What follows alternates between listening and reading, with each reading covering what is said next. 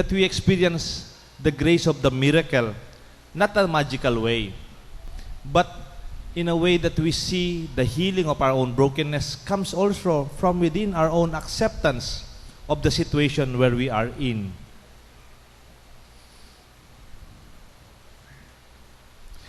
There were two solutions offered. First, it is offered by Philip. Ang tawag ko kay Philip, the budget officer. Kinompute na kagad, 5,000. And then sabi niya, Lord, if we feed them, we will need more than 200 days of wages at konti lang makakain nila. More than half a year ng sweldo. Hindi pa po kakain na maayos. Kulang. Hindi pwede. It is impossible. There are people who are very good in computing, no? But they compute from the perspective of mathematics lang. Human mathematics. At kulang. And then, there's another solution offered by Andrew. Sabi niya, Lord, may bata dito, 5 isda. 5 tinapay at 2 isda. Ang dala ng batang to. Pero ano ba naman yan? Konting-konti. Walang kwenta kumpara mo sa 5,000. And that is what we have sometimes as a solution for some. If Andrew is a budget officer, if Philip is an budget officer, Andrew might be the pessimist din. Walang mangyayari. Kulang, wala, hindi pwede. The Lord did not bother with the negative impression of His people. In fact, in another gospel, sabi na, let them go. Pauwi na lang natin sila. But the Lord would want the grace to come from among us. Because the Lord believes in our own capacity of that goodness within to see the inherent capacity of people to help themselves. Ang tunay na milagro is when we could look at ourselves and the grace is already within us. Kumisan, in a simple way, sa mga bata, pag nag-outing sila, ang tawag dito, KKB, ang mentality sa buhay natin. Kanya-kanya, sige, kanya-kanyang buhay, KKB, kanya-kanyang baon. Sabi ko sa mga altar boys, ali KKB, AAB, abe-abe, bakal. When we share together what we have, yours may be more, mine may be small, but when we put it together out of generosity, that is the real miracle. Kung itong batang 5, kung itong bata may dalang 5 tinapay at 2 isda, bata pa lang yan. Ano pa kaya yung mga malalaking lalaki at malalaking tatay at nanay nandyan? Maybe they could share more than what the little boy can give. The goodness and the capacity is already within us. Let us only recognize it. Let us only see that the miracle is within us. Marami pong mga tao kumisan, bakit hindi ka naging matagumpay sa buhay? Kasi hindi ako tinulungan ng uncle ko, nasa abroad, mayaman sila. Ba't hindi ka natapos sa pag-aaral? Kasi hindi ako pinag-aral ng tito ko na mayaman sa Maynila. Para bang their own misery is a misery that is because of other people. Kaya nga po, naalala ko, 24 years ago, 1991, bagong pari pa po ako noon at deacon. Seminarista pa pala. Tapos, nung pinatubo, parang walang mangyayari because Pampanga was a broken province, literally.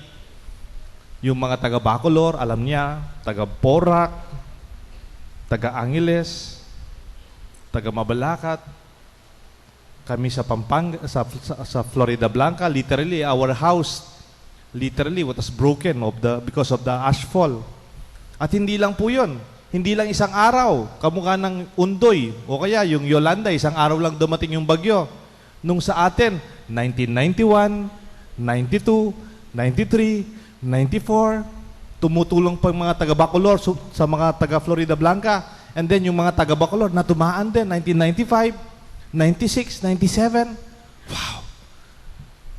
In our own brokenness, when we look back, How did we survive that brokenness of as a people? Even our sense of identity, we were like diasporic, no? Kumalat tayo, mayroong nagpunta ng Tarlac, nagpunta ng Manila, nagkaroon ng diaspora yung mga tao. We were separated literally. But looking back, we were able to put our brokenness together. This time stronger. This time better. Nung pauran-uran ng makanyan, kalyantana mo. Because we've gone through tougher times. Alam niyo po what made us inspired when we were working? We knew it will not all depend upon us. We were not displeased because we cannot help everybody. Kasi ito po yung slogan namin noon when we were working.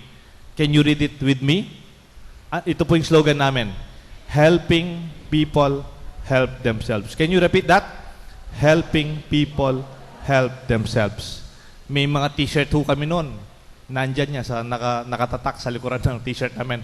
Helping people. Not as saviors. Not in terms of miracle. We are not miracle workers. But we help them help themselves. Napansin ko po, lalo na pag umaga, dumadaming mga nagpapalimos dito sa St. Jude. Alam niyo bakit? Marami kasing nagsisimba rito at saka maraming may suki sila, suki. Pero kung minsan okay din po tumutulong sa mga papalimos. But kung minsan I'm also thinking, can we also help them help themselves? Though I know that more than the material things we can give is the grace of inspiration, the challenge that we can push them to believe in themselves, the grace of our sacrament.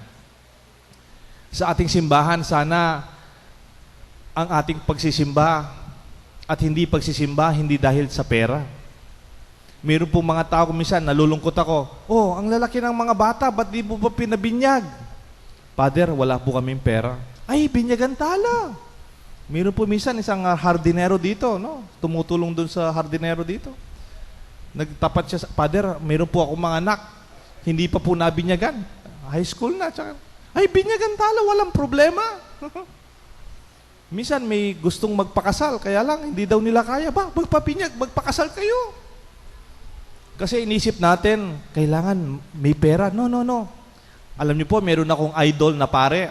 Ang pangalan niya, Monsignor Francisco Lansang. Kaya lang, hindi masyadong accurate ito. Lagyan natin ng E. Sabi ng kanyang motto, mali lang ito, may kulang na E. Eya maging sangkan ing pera, king pamananggap. King Gracia. Kulang ng E, no? Can you correct it? Eya maging sangkaning pera, king pamananggap. King Gracia. Lagyan nyo lang ng E. Okay. Para bang sinasabi, sana ang pera hindi maging reason na hindi mo matanggap ang grasya ng kasal, grasya ng binyag, grasya ng pagsisimba. We even encourage the poor to go to Mass. Hindi lang pangmayaman ang ating misa. Tayong lahat, we are reaching out to invite people with or without. But what is important is we share our time and ourselves. Alam niyo po, maraming nagsasuggest na i-aircon natin yung simbahan natin eh. Sa tingin ko, pwede namang i-aircon din. Oh. Kaya lang nagwo-worry ako, pag pina-aircon na natin kagad, lalo nang walang magpapakasal dito mahirap. Gusto ko sa St. Jude, kahit yung may hirap, gustong magpakasal dito, sana hindi maging hadlang ang pera, sabi ni Monsignor Lansang. Sana maging sangkaning pera, king pamananggap king grasya. Kung meron kayong kasama sa bahay, kapitbahay na they've been living together, gusto nilang matanggap yung sakramento, wag na kayong maghintay ng mass wedding. Every Wednesday, may misa ako, I could incorporate your wedding. Ang kailangan lang, birth certificate, baptismal certificate, confirmation certificate. Kung hindi ka pa nakumpil, I will confirm you. And then, kung hindi pa po doon, kasi yung parish priest, pwedeng mag-confirm sa isang tao lang, hindi yung maramihan. For the perspective of preparing for wedding. Tapos po, pwede, basta meron kang, alam niyo po yung Sinomar, Certificate of No Marriage. And also, marriage license from our City Hall. Yung Sinomar from NSO. And with that, pwede na. Meron kang isang ninong, isang ninang, okay na. Walang paring nagsabing, dapat 12 ang ninong at ninang. Dapat may kotse. Dapat may video. Dapat may usok-usok. Dapat may butterfly. Dapat merong magagandang bulaklak. Wala pong nagsabing pare, tayo lang. It's our culture. But that is wonderful. That the grace is more important than the social aspect of it. I challenge you and invite you. Kung may kasama kayong bahay, hindi pa kasal, let them go to Father Deo. And even in our parish, we will prepare for them. Meron tayong CFM, they could dispose them. Alam niyo po, dito sa simbahan, may pera o walang pera, we are a community. We break our bread. That is the Mass, the breaking of the bread. Kung yung wala, mabibigyan. Yung meron, may babahagi. Mabuti na lang po sa ating simbahan, kahit hindi ka nagbibigay, okay lang. Di ba? Kung yun lang ang basis natin, marami na po yung natiwalag sa atin. Biro lang. Bakit? Kahit hindi ka nagbibigay, magsimba ka, okay lang. Di ba? Nobody will force you. And nobody will judge you. Nobody will bring you away na dapat hindi ka nakasama. No. Because in this Mass, yung mga kumain na 5,000, it did not matter if you are an apostle or an ordinary person, if you are sick or somebody helping, the grace of God is all for all of us. Every day, we have so much to be thankful for. Araw-araw, yun lang nagigising tayo, may buhay tayo, magpasalamat tayo.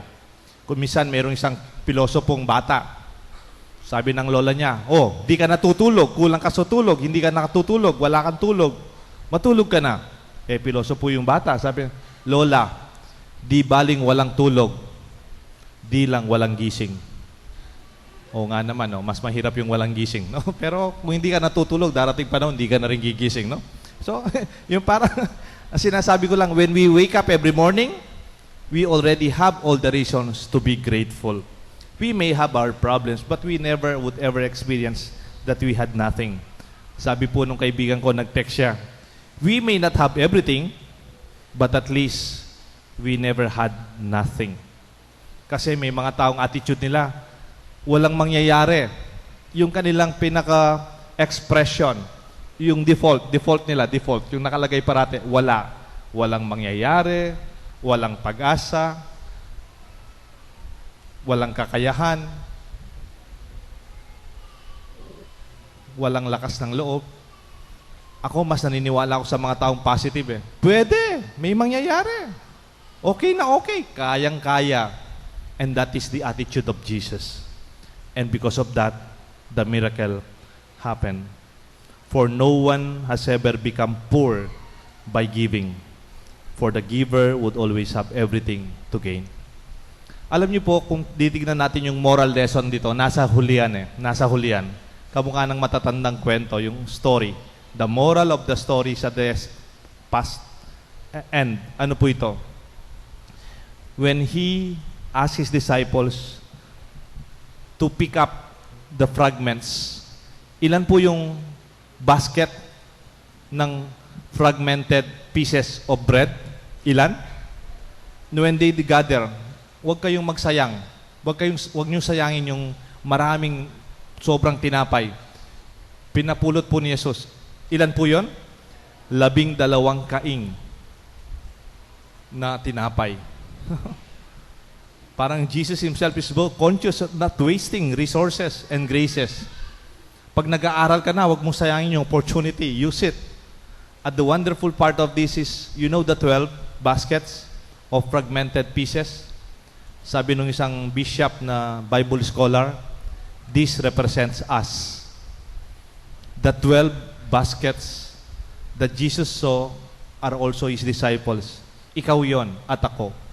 We have our own fragmented past. We are our own imperfection, stories of brokenness. But because of that, the Lord would use us to show His strength. It is in our weakness that we are made strong. Sabi po, our best testimonies comes from our stories of overcoming our own trials and our own tests in life. Ang magpapamalaki natin, hindi yun dahil wala tayong problema. Hindi po. Ang may pagmamalaki rin natin na kwento, may dinaanan tayong mga problema.